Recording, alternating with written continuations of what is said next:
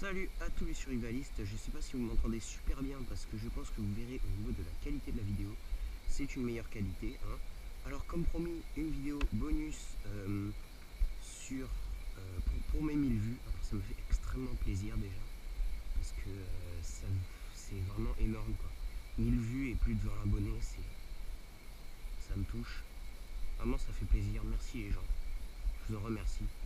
Alors, comme vous avez pu voir, constater surtout, mes deux mains fonctionnent à merveille, donc je vais pouvoir vous montrer deux de mes armes fétiches. Alors, l'arc, très pratique, on peut pêcher ou chasser avec, et le katana, qui peut servir en tant qu'arme pour se défendre, et qui peut servir pour couper du bois. Bon, moi j'ai ce qu'il faut pour couper du bois, mais ça reste une de mes armes favorites. Donc vous voyez, c'est un petit arc assez faible. Donc on va commencer par l'arc. Vous voyez, j'ai ma cible là-bas. J'ai pas mis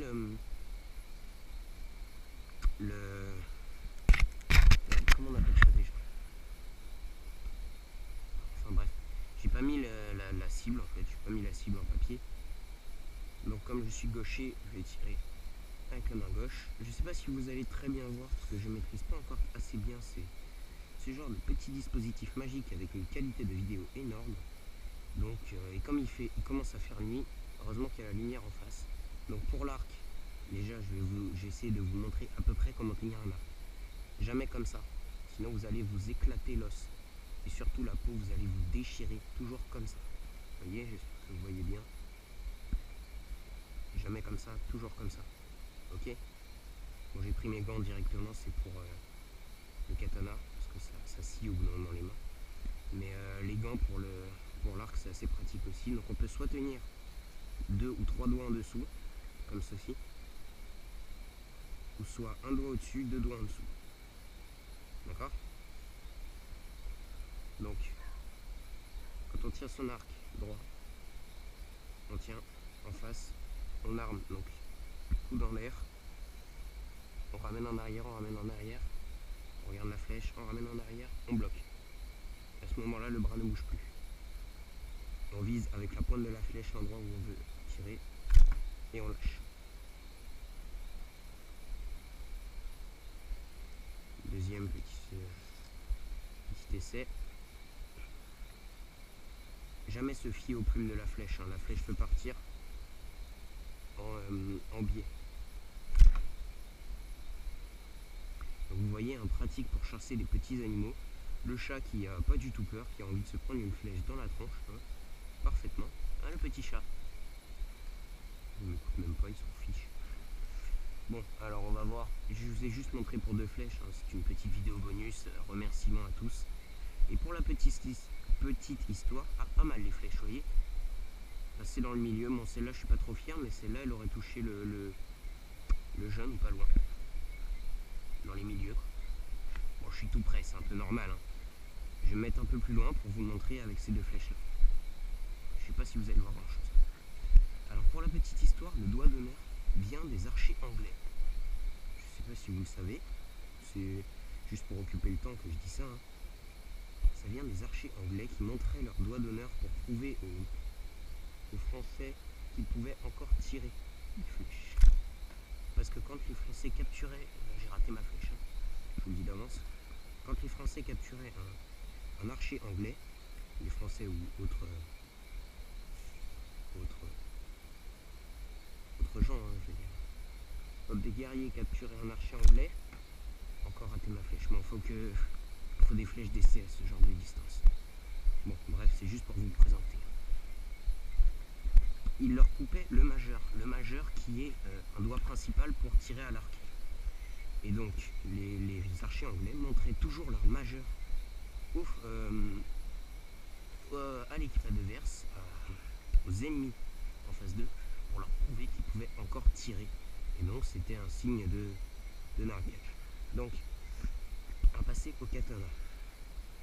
Le katana qui est une arme, comme tout le monde le sait, assez facile à manier dans le sens où on sait s'y prendre. Alors moi je connais les bases. Donc katana comme ceci, le fourreau, croissant vers le bas, jamais comme ça. C'est pas une épée, c'est un katana croissant vers le bas. J'insiste vraiment, c'est croissant vers le bas. Quand on sort son katana, comme je suis gaucher, je le mets à gauche. Mais normalement, je ne devrais pas le faire. Parce qu'un katana se manie, c'est parce que moi je le manie à une main aussi. C'est-à-dire que je le sors, je le manie à une main avec le fourreau dans l'autre. Donc ça, c'est pas recommandé. Je le fais juste pour le fun. Donc normalement, katana toujours à droite, même si on est gaucher. Une main, donc on va le placer dans la ceinture. On peut pas. Ceinture trop serrée, c'est pas. Donc, on sort le katana.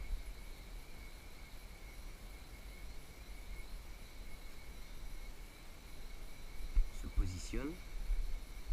Donc, comme ceci. Vers le bas. Ici, bien en haut. Les bras, comme ceci. Celui-là à moitié tendu. Celui-là un peu plus plié. Jamais collé contre le corps. Sinon, autonomie de mouvement zéro. La pointe de la lame au niveau de la gorge de notre adversaire. Les pieds, alors jambes de devant légèrement pliées et à plat. Jambes de derrière un petit peu relevées, le talon relevé et droite. Genou droit. Et quand on avance, c'est ce qu'on a appris de base, quand on avance, on tend la lame vers le haut, les bras tendus. On la ramène, on pousse avec le pied de derrière, on donne un coup. Sec. Coup sec pour trancher l'ennemi. Comme ça.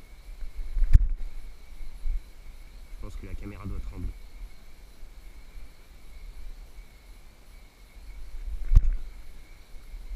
Coup sec, on coupe l'ennemi. Sur le côté, enfin en biais, même système. Et après, c'est quand on part que. Quand on part, on envoie la lame sur le côté. Enfin, moi en tout cas, c'est comme ça qu'on m'a appris.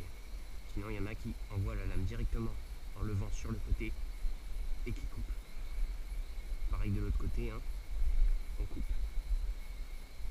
On peut faire du deathstock. Deathstock, jamais comme ça. Ça, c'est pour le Joe, c'est-à-dire le bâton. Toujours katana sur le côté. Pour planter ou comme ceci. Katana comme ça et c'est surtout pour faire reculer l'adversaire.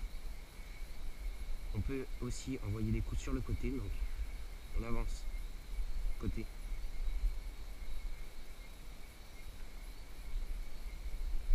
Excusez-moi si j'ai pas pris la tenue, c'est parce que c'est un petit hors-série. Je vous promets pas, mais je vous dis qu'il y aura peut-être une autre vidéo pendant les vacances, c'est quasiment sûr. Donc voilà, c'est tout ce que j'ai à vous dire. Deux armes que j'adore vraiment, le katana et l'arc. Donc les jambes, vous savez quoi, je vous dis à plus. Je vous aime, bye.